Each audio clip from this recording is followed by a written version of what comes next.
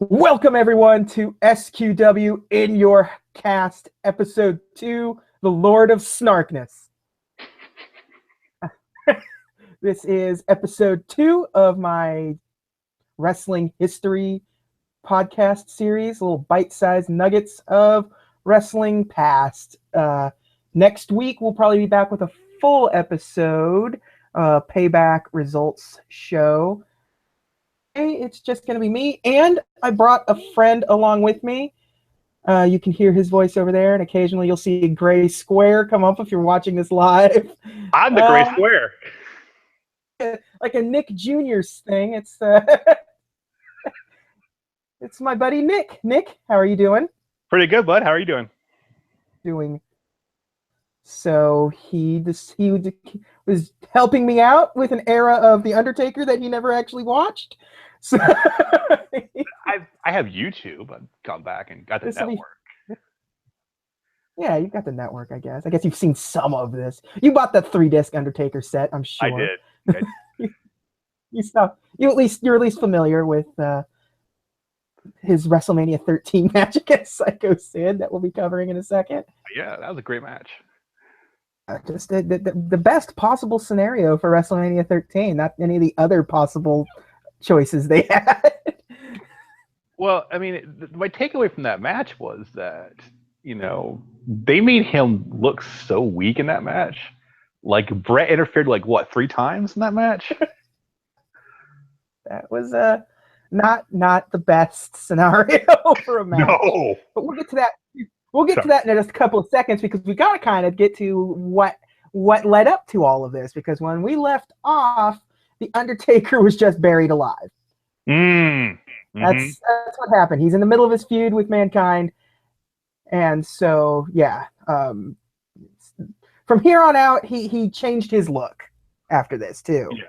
Yeah. Was this when Terry Gordy showed up as the Gravedigger guy? Yes, this is immediately. That was the last thing I talked about was the Executioner appearing for 2 seconds in this feud. So yeah, for whatever reason, they thought that was a good idea. Getting into the Attitude Era-ish, the WCW is kicking their ass, and everything's turning into, you got 3 colors in WWF at the time. It would have been black, gray, and red.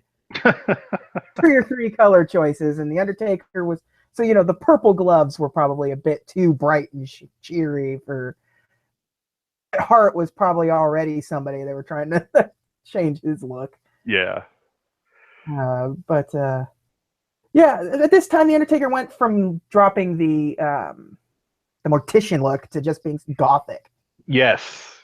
Creatures of the Night. Pure Creatures of the Night thing.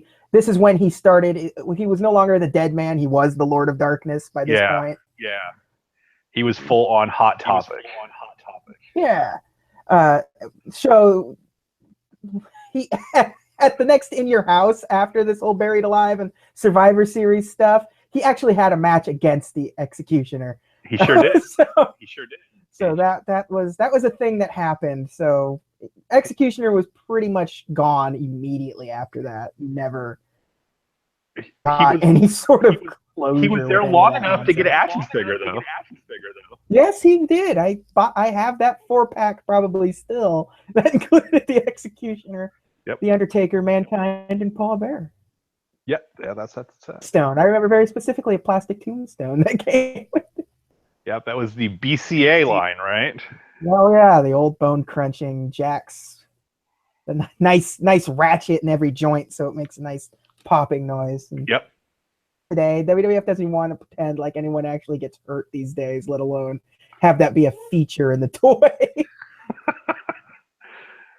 It could have been worse. Could have been Stomp. So Yeah. Everything. It could have been Spacemen or Scuba Men. But immediately after the Executioner feud, he started feuding with Vader. Yep.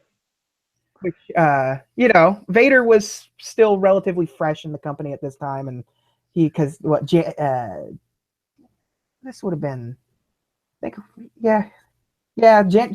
been almost exactly a year after Vader's debut. Royal Rumble, and they had a singles match at the next Royal Rumble. Was this after he kind of squashed Yokozuna, or was that like immediately after? This he'd already squashed Yokozuna at this point. Okay. Yeah. Well, the Vader thing is kind of like we have this whole trend of Taker through the mid '90s where let's put him against guys he can't tombstone. Yeah, like it was just a weird sort of. He didn't have like the feuds, despite being the top guy for so many years. Like the feuds that they had him in were always the worst possible feuds for the Undertaker. Like starting at WrestleMania 9, where you have him against like Giant Gonzalez and stuff like that. Like King Kong Bundy. Like the best feud he had in the longest time was when they finally brought in Mankind. Yeah. Like that was because like everything else up to that, it was kind of like a cartoony gimmick. Like his Yokozuna gimmick just sort of built the Undertaker, but it didn't do anything to make him look better. He literally kills him. Like, so. Well, the Mankind thing was important because he was the first guy who'd actually bump for Taker. Yeah, and really make the Undertaker look strong. Yeah, like, for the most part, really strong. Yeah, because I mean, for the most part, the Undertaker's feuds are always against guys that were supposed to be bigger and stronger than him. Like, with the exception of guys like Jake Roberts wasn't gonna really sell for the Undertaker. Jake didn't sell for anybody. Yeah, like Snuka was already in the twilight of his career then. Yeah, when he feuded with the Undertaker, like it was. I never think good until the '90s for the Undertaker. I mean, there's actually one guy who was bigger and did sell for him, and it was Kamala. Yeah, Kamala really sort of like leaned into it. Yeah, which was nice. Like Kamala got it though, So he's a vet. What was he get? What was he? He knew he wasn't going to go anywhere serious. Might as well help this guy out. Yeah, exactly. Yeah, he's Kamala. My manager is Harvey Whippleman. Like I'm not going to do anything. Wait, what? I thought it was Kimchi. Yeah. Or Slick. Yeah, Slick. It just whoever they could get that week for Kamala was his new So yeah, they've had a match back to Royal Rumble where did Taker ever get a clean win on Vader? I don't think so because Bearer involved in this match. Okay. And then you had Royal Rumble, the actual like match itself. Yeah. Where you had all that chicanery going on. Oh my gosh. That ended up leading to the In Your House showdown. Yeah. And that whole thing is just such a nightmare because you had the Final Four thing, like Vader, Undertaker, Steve Austin, and Bret Hart were the last four. There was shenanigans. They had the match. Bret Hart won the match. He did. The Undertaker ended up winning the title between the then and the Undertaker won the match at WrestleMania for the title because Sid had gotten the championship and because they were setting up Bret and Stone Cold, and Stone Cold cost Bret the title. Because there was so much politics going on backstage at the time. That they didn't know anything about WrestleMania 13 until it was happening at that point. Like everything was just falling apart constantly. Well, wasn't the original plan Bret and Shawn again? Bret and Shawn rematch was the original plan, and everything. Yeah, it all just sort of broke. Shawn was being Shawn, Bret was being Bret, and so that's when you end up getting Sid Vicious, Psycho Sid versus The Undertaker in your main event of WrestleMania. That WWF really wanted Psycho Sid to work in this era, for whatever reason, the most untrustworthy guy at the time. Well, I mean, no, he wasn't. We're not too far removed of him trying to stab Arn Anderson. we're also not too far removed from Vince wanting to make him the next Hogan by beating Hogan and Sid not wanting to do it and staying heel. I'm sorry. I'm breaking up here. Okay. You there? Yeah, I'm here. Can you hear me? Hello?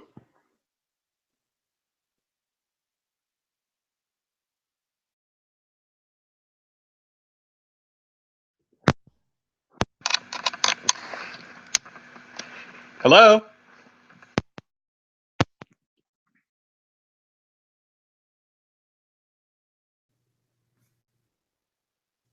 Can you hear me now? I can hear you, yeah.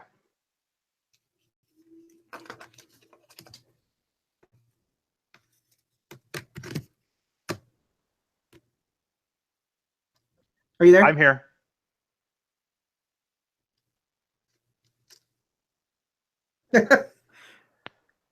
Wait. Can you hear me? I heard myself. Yes, there we go. Okay. Weird. Sorry about that. I don't know what happened. No. I threw my computer against the wall harshly. There we go. Anyways. So yeah, Sid, yeah. Like I said, we were just a couple of minutes removed from Sid and his scissors, main eventing WrestleMania 13. Well, I mean, if you're Vince at this point and you have Brett leaving and Shawn's being a jerk, yeah, it makes sense to go with Taker because he's old reliable. Yeah. But at the same time, I don't know. Well, I mean, it was like he'd held the belt for what, like less than a week prior. He won it. He wanted it at the pay-per-view and lost it on a Tuesday. Yeah, he won it. I actually saw that live on pay-per-view. But yeah, he won it at Thanksgiving Day, lost it on a Tuesday. Yeah, because it was that Tuesday in Texas is when he lost. It's like some weird Solomon Grundy thing. Yeah. So lost on a Tuesday. Thursday. But that shortly after WrestleMania 13 is when they started going into the Kane storyline. Yes. Like within a couple of months, Paul Bearer was starting to try to lure the Undertaker back to his side. Yeah, it was a whole thing where didn't he team up with Ahmed Johnson during this period when Ahmed turned? Like that was kind of like in between that. Yeah, there was this sort of like we don't have anything right now thing while we try to piece together an actual storyline kind of situation. Yeah, but and no pun intended, but the slow burn for the Kane thing was great. Because it would have been.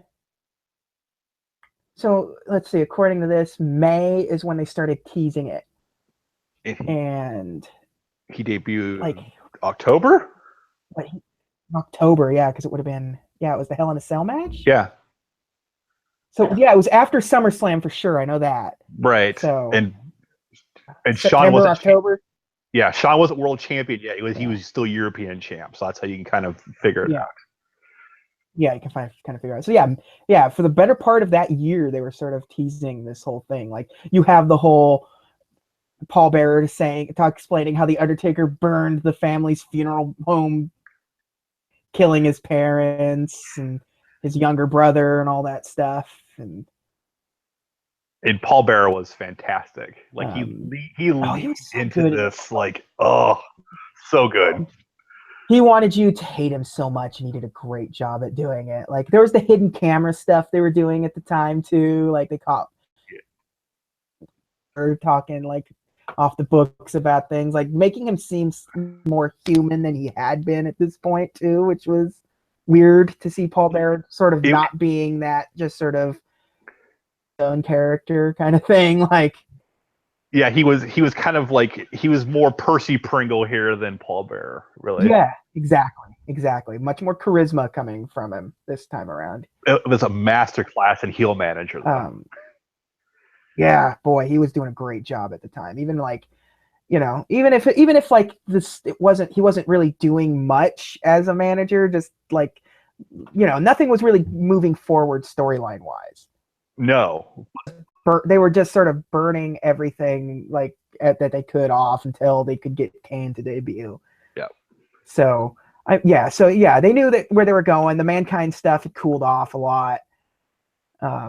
Mankind was getting over actually because that's when it was vignettes. So yeah, exactly. They established Kane as like sort of maybe he was the reason why the burned down, because the Undertaker's saying that he liked to play with fire kind of stuff. That's when you also found out that Kane wasn't his full brother. Oh God. Remember that. So Paul Bearer's thing with Jerry Lawler. Yeah. Oh my God. The Jerry Lawler thing. So that's when we find out that Paul Bearer is actually Kane's dad. Yeah. So, that was super weird. That was according to my notes, and around this exact same time, the Undertaker the Undertaker had a match at Michinoku Pro Wrestling. I'm sorry, what? I did not know that. Who did he wrestle? Yeah. Hakushi. So okay, you know what? That kind of makes sense. Yeah, this was during that time frame, and Hakushi was, you know, they wanted Hakushi to be a thing for the Undertaker. Like, boy, well,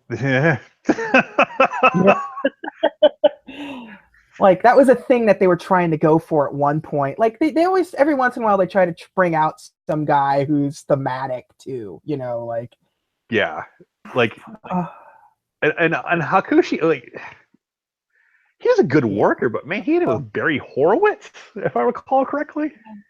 Yeah, it was like, you know, it could have been a thing, but I think they realized better at the time, so it was never gonna really work out. Like, no, it wasn't. With like Brett and stuff, so you know. One thing that happened this period that we kind of overlooked is Taker had a title offense against Austin at In Your House during this period. Just it was a good match before like Austin. Yeah, it was a great match. Like before Austin's like peak, like he hasn't become, like, he is Stone Cold Steve Austin right now, but he's not, you know, the Hulk Hogan of 1998 kind of thing that's going to happen very, very, very quickly. Yeah, but this is right after me. I think it's like the second month after WrestleMania 13, right? Yeah, WrestleMania 13, because that was the match of the show. Steve Austin made everyone a fan of his at that match. Yeah, and so he was already a babyface, but not quite. Like you said. Yeah, he wasn't quite there yet, but he was pretty much there. I mean, like, everyone was waiting for him to really. If he had won it then, it would have been too soon. No, you're right. But people wanted it. Yeah. People wanted it. Yeah, people were ready for it to happen, but they waited. They let the burn happen just a little bit more, and it worked out tremendously for him. If you actually go back and watch that match, Taker got booed.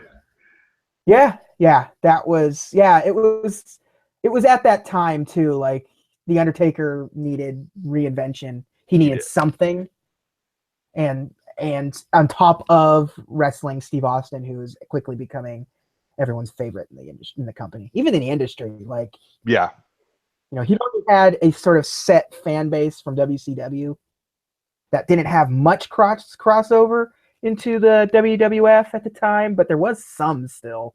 Yeah. And, you know, his ECW stuff, as little as there is of his ECW stuff, started making a lot of fans too. So, you know, he had a good fan base sort of established coming in, and he quickly, after he dropped the whole Ringmaster nonsense, quickly started making fans. And and this is also a period in WCW where Sting's just hanging out the rafters. So so the anti-hero thing was starting to come into full swing. So you didn't have a guy in WCW, really. So we Michinoku Pro Undertaker. That's great. I gotta look that up. Yeah. After this is when he started feuding with HBK again. Yes. So, whole nonsense with like Shawn Michaels hit the Undertaker with the chair, meant to hit Bret Hart with it. That's what cost the Undertaker his championship. Shawn not wanting to apologize. Yeah, Shawn doing his thing. So like, it all spiraled out of control. I think there was another match too before Hell in a Cell, right? Didn't he wrestle Triple H? Yeah, well, they did a double count out at Ground Zero. Okay, that's why they had the Hell in a Cell. That's why they had Hell in a Cell, because they had to double count out. And so that's when. So this is the first Hell in a Cell match in the WWF at this point. Yes. Jim Cornette's brainchild, I believe, right? Yeah, like according to Jim Cornette. According to Jim Cornette, like he didn't come up with the idea of a cage with a roof on it. Like, no. Like, I think that's just not. He came up with doing it in the WWF, I believe. Sort of like, ladder matches existed before Shawn and Razor did them in the WWF. Yes. Even casket matches existed prior to the Undertaker doing them. They did. Yeah, they did. Yeah, so I mean, like, it's just somebody's idea to do it in the WWF is good enough to be considered the inventor of the idea. So. Yeah, well, of course, revisionist history and all that jazz. Yeah, the WWF history that you'll all. But at this point, we have the match is pretty good. Like, yes, it was one of the better Hell in a Cell matches. Like it's sort of the brutality you expect out of a Hell in a Cell match. Oh man! Like there may be more famous Hell in a Cell matches, but I think this one's probably, like, in terms of what the match was supposed to be. Like, it's bloody. They're using the cage as a weapon constantly. Oh, it's Shawn bumped his ass off. Shawn is just taking everything like a champ in that match. And hurt as hell too during this match. Yeah, like, he was. He's not like, he's doing good by the business in this match, which, not exactly a common thing for Shawn Michaels at this era of his career. Also, keep in mind who he was wrestling, so maybe that had something to do with it. Yeah, exactly. Like, if it was like the match would, like, if it was Bret Hart, you never would have had anything going on with this match. Like, if he's wrestling the Patriot, then no. Yeah, exactly. So, but everything, that match itself is completely overshadowed, obviously, because it is Mick Foley, Kane's debut. Yeah. So, yeah. Well, in terms of matches, that, in terms of the Hell in a Cell matches, your Goalies match, it's a terrible match. It just has two great spots, like one of them completely by accident. But quality-wise, it's not. It's the first one's actually still kind of up there. Yeah, the best part of that match is Terry Funk getting literally knocked out of his shoes. Oh, Terry Funk. Yeah, but this Hell in a Cell match that we're talking about now was like, you don't remember the match too much because that's where Kane made his debut. Exactly. Like, when they go back to that match, they don't show the match so much as they just show Kane tearing the side off of the cage with the red lighting and everything. And I was remember Vince's call. That's gotta be Kane. Oh. Yeah, exactly. So. You have Kane coming in, beating up the Undertaker, hitting him with his own finishing move, and forgetting to face the hard camera, setting up. Yeah, exactly. Like, ruining your spot immediately out the gate. I liked the storyline that they go into with this. Yeah, because the Undertaker not wanting to wrestle him. It's my brother. I'm not going to fight him. That was like, I loved that. Again, more slow burn. Yeah, like, you've now introduced Kane. You've been trying to introduce him for the better part of a year. You've been setting it up, and when he's finally there, you don't immediately get a payoff for it. No, like, and wasn't there a period between his debut and the WrestleMania match where Kane pretended to side with him? I think there was. Yeah, because they were doing like a DX thing. Like, like, it was, so the Undertaker had one more match, the casket match with Shawn Michaels at the Rumble. The infamous "I can no longer wrestle" match. Yeah, the match that would lead into Shawn Michaels disappearing after WrestleMania 14 after this, because he takes that nasty bump off the edge of the. Ugh. But and it's Shawn Michaels, so and nobody believed him. So anytime somebody doubts Shawn Michaels for that story, I'm like, you look at Rick Rude's last match where he hurt his back. Yeah, it's the same. Bump. I mean, it's the same bump. Yeah, it's the exact same bump. It's when you take that bump because he hit his back on the elevated stage, Rick Rude. Yeah, and also he had Sting's full weight on top of him. Yeah, and it's almost exactly the same bump that he took. It just happened to just not. Yeah, I mean, like an elevated surface, Shawn Michaels' weight come down on the small of his back. Like that's gonna jack some stuff up down there. Yeah, and he's probably he's probably also beat up, and he hadn't had any time off anyway, really, except for the losing his smile thing. But But the week before that is what you're thinking of with Kane, right? It was that Monday Night Raw before it.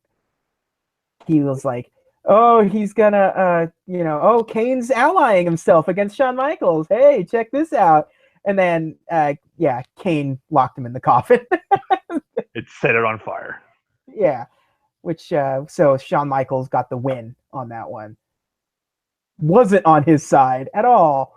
What? I know. They've been setting up a match for better part of a year now, and they're not even for no reason. That's what's so frustrating when I think about today's product, and like even back then, it's like they just milk stuff. Yeah. Well, think about that. Like with this, the Undertaker was gone for 2 months after this. He was. You're right. He did not appear on the show for another 2 months. Like that's owning to a storyline. I'm sure the Undertaker was using it to heal up injuries and whatnot. Like it's a perfect excuse to do this. I mean, this is the guy who had just come off a year of having to duct tape his ribs with a flak jacket. Yeah. So yeah, he's Mabel. Gone after the. Yeah, exactly. So he's back now after 2 months, and they wrestle. They finally wrestle at WrestleMania 14. That match was a lot better than I thought it would be. Yeah, it's a lot better than I thought it would be. Not a great match, but it is sort of one of those iconic matches, like you can look back and remember that match. Like WrestleMania 14 had, a couple of matches like that. Like the Shawn Michaels Steve Austin match, that main event of that card isn't great. No. Pretty bad. Shawn's hurt. Steve Austin has to work sort of half speed. It had a great, but the storyline going into it was phenomenal, and sort of like the Mike Tyson stuff and all that stuff. It's the same thing with the Undertaker Kane match. I think the match is good. It's better than they've had you would expect it to be sort of. Yeah, it's for there being their first outing and being such a big match, like a match they've been working towards. It worked better than most long burn matches.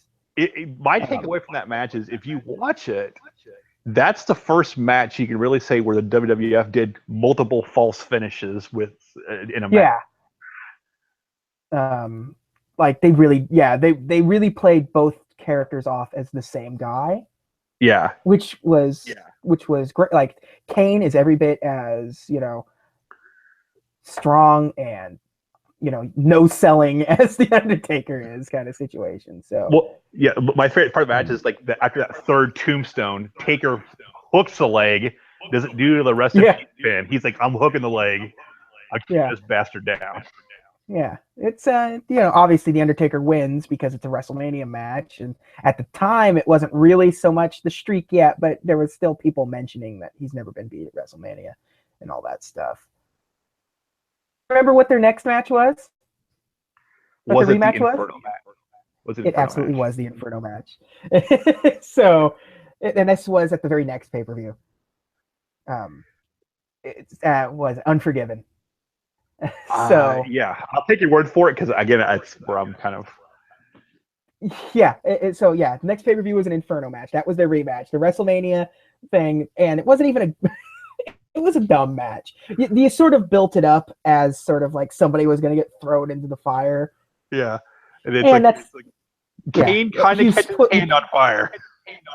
Yeah, you place Kane's suspiciously bundled arm, like the two-sleeved one tonight, huh? Wow, I wonder why. So, so yeah, Kane loses by having his arm set on fire. Like, so it's is what it is. It's Vince Russo as hell. Like, I don't know if he's responsible for it, but I would assume probably. Like, okay, it just seems like that kind of thing. I got a great idea, bro. We're gonna set the fire ring, bro, and then boobs. Well, let's take the boobs out. Yeah, let's take the boobs out. This is the Undertaker we're talking about. He doesn't have a valet. Do you remember at this? I don't know if you remember, but when Kane made his debut early on, he did the Sin Cara thing with the lighting. The matches were all under red lighting, so it was like the wrestling in a Virtual Boy. Like, every match was just this horrible washed out because it was just bright red. Like, at least the Sin Cara stuff was smooth blues and oranges. Like, this was just a harsh. It's like he's going to develop a film or something. Yeah, it's just like some sort of creepy Silence of the Lambs dark room situation. Like, it was awful, and I'm glad they dropped it relatively immediately. Before the WrestleMania match, Kane had a pretty decent match with Vader. Yeah. The whole wrench thing I remember. Yeah, that was. Kane had sort of, as establishing him, like, he had a string of pretty good matches before the Undertaker match. Like, Mankind. He's doing his whole Undertaker early career thing where he's no-selling everything because it's just built into the character. The Michael Myers. Nobody can beat him. And you never... Yeah, the whole Michael Myers thing, exactly. So, like, you never thought he was ever going to lose any of those matches, even when it was something like Vader or whoever at the time, like, because you knew what they were doing. I thought Flash Funk had it, man. He had a chance. Like, if anyone could have done it, Too Cold Scorpio could have done it, but he just couldn't pull it off. Unfortunately. But so yeah, they finally got back to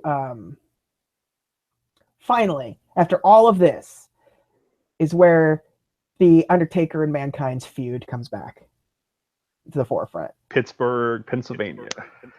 Absolutely. In your house, or King of the Ring. It was King of the Ring. King of the Ring. You have the infamous Hell in a Cell match.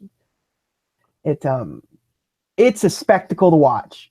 Like, again, as we were talking about earlier, terrible match. Like, yeah, nothing happens in it. Like, because the bad stuff, like the big spot happens out the gate.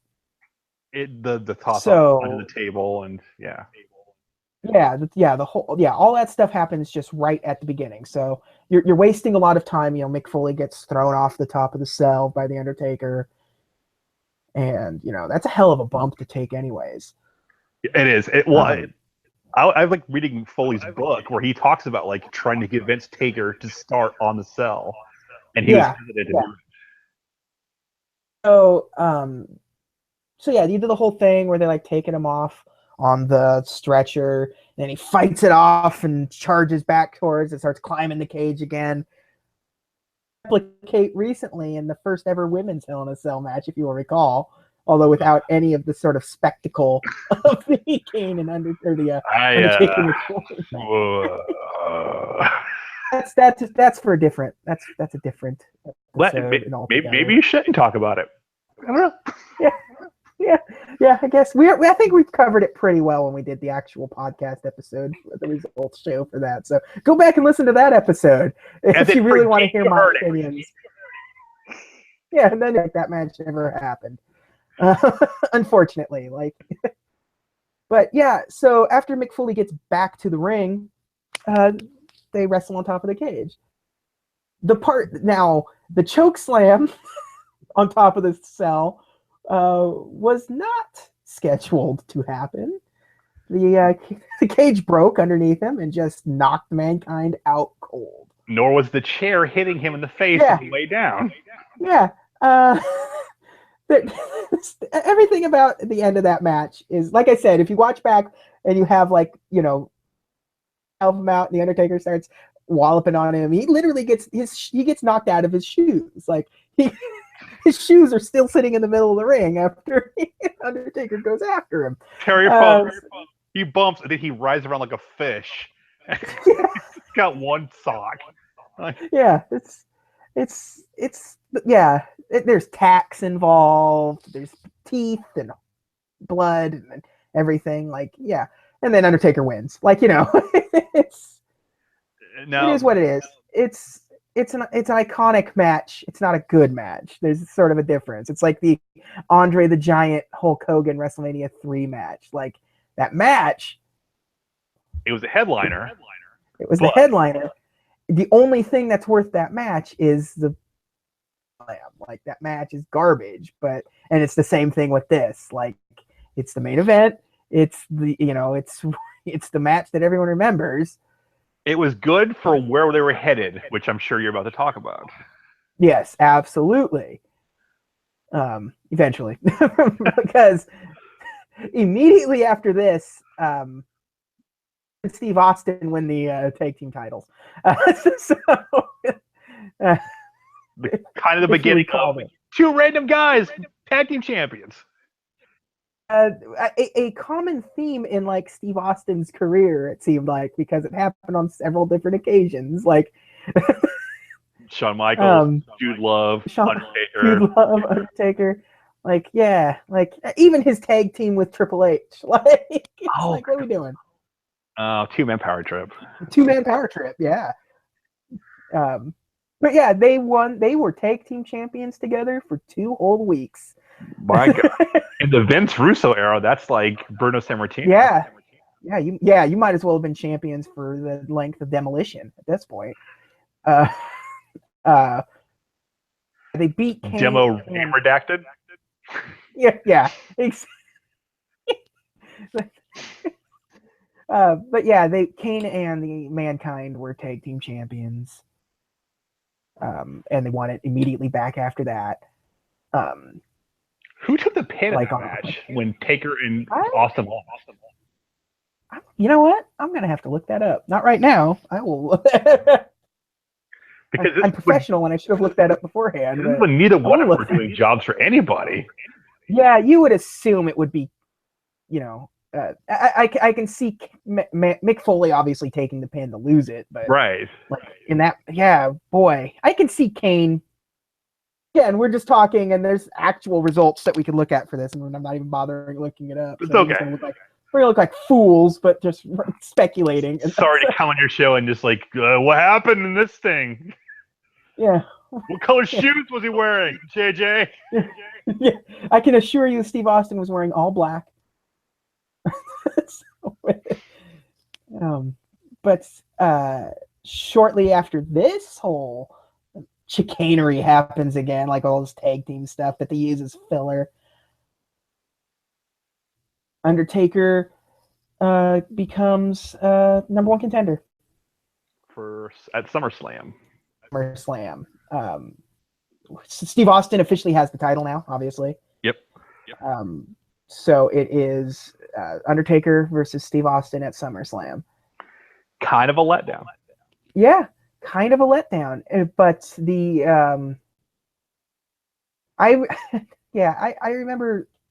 The thing I remember most about that match just is the promotion for the match, because it was just them fighting with, like, the Statue of Liberty's broken off arm or whatever, like the posters for that match. Like, I mean, the build-up was great, because you had the AC/DC and Highway to Hell, and yeah, like, I mean, it's the Undertaker versus Stone Cold Steve Austin. It's the WWF's 2 guys at this point. Like, it is a disappointing match. This though is where you get the Brothers of Destruction, though. Yes. So it's at this point you find out that they've actually been working together now. Like, all this nonsense. This whole time. This whole time, not I set like on fire, and it was totally part of the plan.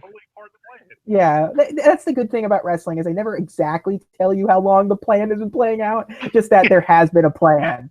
Like obvious, like what for like 3 weeks? There's been a plan Right. in place. Like they met at Denny's and decided that the Steve Austin needed to go down. It's like the Waffle House bar, belly up to the bar at the Waffle House, and decide that you know what, sick of Steve Austin. Hard as crap, man. You're my brother. You should help me. You know what? You're right. The term they use is all along. We were in on it all along. What is the length of time of all along? Yeah, what is all along? Yeah. So, yeah, this is pretty much Undertaker slowly turning heel at this point. Yeah. He's been sort of babyface for pretty much since not too long after the Hulk Hogan stuff. Like, it wasn't too long after that he. It was after this Tuesday in Texas. The next year, I think, right? Yeah. Within that year, he was completely babyface. Yeah. He was 100% babyface. You know, going into that whole all the heels killing him at Royal Rumble situation and stuff. So I mean, since then he's been one of their top baby faces. Even during times of Bret Hart and Shawn Michaels and stuff, they could always fall back on the Undertaker filling the spot they need for a baby face role for whatever reason. He was always solid number 2, number 3 guy if you needed one. Yeah. I mean, through pretty much his entire career, like he was never like the guy. Like no, even in these years where he was, main eventing, WrestleManias and stuff, and he was a spectacle. Like, Brock Lesnar's the top guy. Like, even now, like the Undertaker, it was all more about who was wrestling the Undertaker than it was the Undertaker wrestling. Yeah. Like, he was never like relied on him, but they relied on him. You know what I'm saying? Like, right. It's like he was never going to be their guy. Like, Steve Austin was obviously bringing in more money. Shawn Michaels would have been bringing in more money. Bret Hart had more universal appeal for around the world kind of situation. And of course, let's not forget like the cash machine that is Sid Vicious. Like it was checks that just were just constantly being written. Everyone I know had a Psycho Sid T-shirt. I know, it's like it would have been the number 1 selling song on iTunes if iTunes was around. So we're lying, folks. We're lying to all of you right now. Yes, no, that is not a thing. That is not the truth in any way, shape, or form. Please don't listen to it. But Undertaker had his whole feud with Steve Austin. They had a decent enough match at SummerSlam. Kane wasn't supposed to interfere in the match. Well, if you listen to Austin claims he got knocked out partway through that match, and that's why the quality was higher. I can believe that. He took some hits during that match, and Undertaker was never Undertaker. He protected you, but some of his stuff was always kind of high swinging and swooping and stuff. It's kind of hard to miss some what of the became things known as throwing soup bones.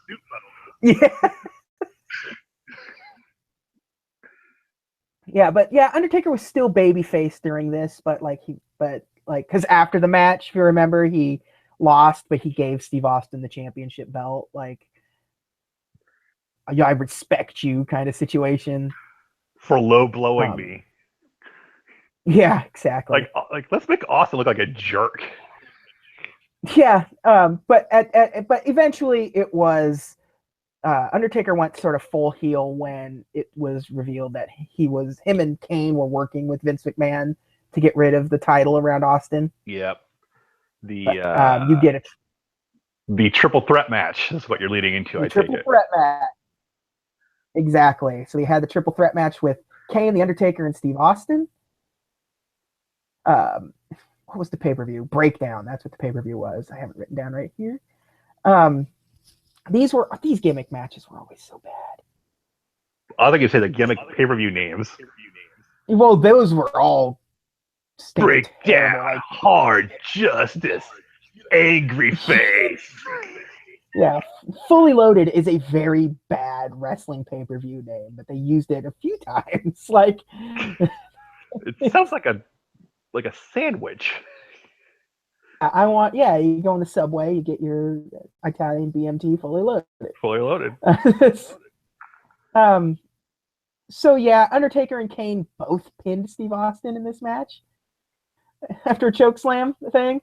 So the title was vacated, which is another sort of Vince Russo move. Like vacating the title is a big Vince Russo move. You look at WCW in the year 2000, and the title was vacated like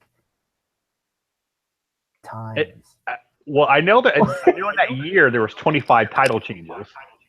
Yes, and in 10, like 8, 9, 10 of them were like, it's like that led into, whatever reason for another title match or whatever. Like super, just like this marks of the Attitude Era and WCW 2000 are the same thing, just without any ups to say stop doing that.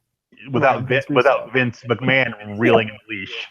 Yeah, so a vacated title in the WWF, and you have a match between The Undertaker and Kane with Steve Austin as a special guest referee at the next In Your House pay-per-view. He counts them both out. Yeah, exactly. Paul Bearer got involved.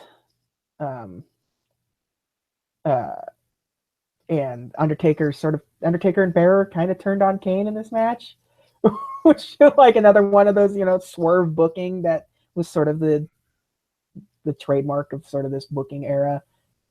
Like again, Vince Russo, everything's a swerve, everything's real, all this kind of nonsense. Kane had a pretty nice babyface run actually from this. Yeah, he had like until coming up soon, like he had like a nice little like the fans wanted to like Kane. He's an impressive looking guy. Like he's, you put him next to the Undertaker and he looks so much bigger and stronger than the Undertaker, and like during his prime. Is this where he immediately goes and teams with X-Pac or? Not quite yet, but yeah. So yeah, you have the whole Steve Austin doing the whole counter to both kind of situation. But the very next night, Undertaker is officially a villain. He is. Him and Paul Bearer are back together. We are now going into the Ministry of Darkness. With the best theme song ever. Yeah, it is. Yeah, it is. You could have half an episode based on just that song. What the storyline was that he killed his parents. If you recall this, I don't know if you remember that part. Like, that was the twist at the end of all of this. He spent this whole time blaming Kane for what happened. He was feuding with Kane. All of this. Undertaker admits that it was him the whole time now, and that's it. That's sort of the base. Like that's the beginning of his super heel turn at this point. Like you're gonna have the Ministry of Darkness now with the Undertaker, sort of manslaughter convicted murderer man. Like. But I think that's the best place to sort of wrap up, because a Ministry of Darkness only lasted for about a year. It's some good, some bad. Some good, some bad, but it definitely goes places. More with Kane, it becomes a full faction with some good members, some bad members, some members that will be long-lasting, some members that you'll wish you forgot about. So... Midian, sorry. Yeah, but Minion probably works better. To be perfectly honest. I'm now thinking like a saloon yellow guy with the EPA tattoos. Yeah. So I think this is the best place to stop this episode. I hope you learned something about The Undertaker, even between all of our rambling and about the minute and a half of dead air in the middle I hope you learned that Sasha Banks and Charlotte had a great Hell in a Cell match, and you should definitely go watch it. Yeah, go back, watch it, enjoy it. Don't realize that it's just mostly 20 minutes of nobody doing anything. The views expressed are my own and not those of the SQW broadcast. Yeah. Nick is not associated in any way, shape, or form with SQW, side questing, or any other affiliated group. All right, that's gonna wrap it up. Do you want to hand out your Twitter account if anyone wants to? What you've done to this show? Sure. Yeah, my Twitter account is at DJ Jazzy Jones. Excellent. My DMs are not open, so do not slide into said DMs. No. He's got a family. He can't be doing this kind of thing. No, but JJ's DMs are totally open. Oh, they're wide open. Just whatever you deem worthy. So, Oscar, if you're listening to this podcast, yes, Oscar, DMs wide open. I know you're a listener. I know you're love the show. You get all of this is how you learn about what happened in the WWE before you were in the company. So, anyways, Payback is this Sunday, so we should be having a Payback results show next week. I will not be inviting Nick to this particular party, but I expect to hear much more of him and maybe some more friends into the future. Thank you for listening to the show, and tune in next week and every coming week from here on out. I hope I will at least be trying to do another one of these part 3 of the Undertaker, probably if not next week, the week after, whenever there's downtime. So until next time, enjoy my voice. Rest in peace. Rest in peace, exactly.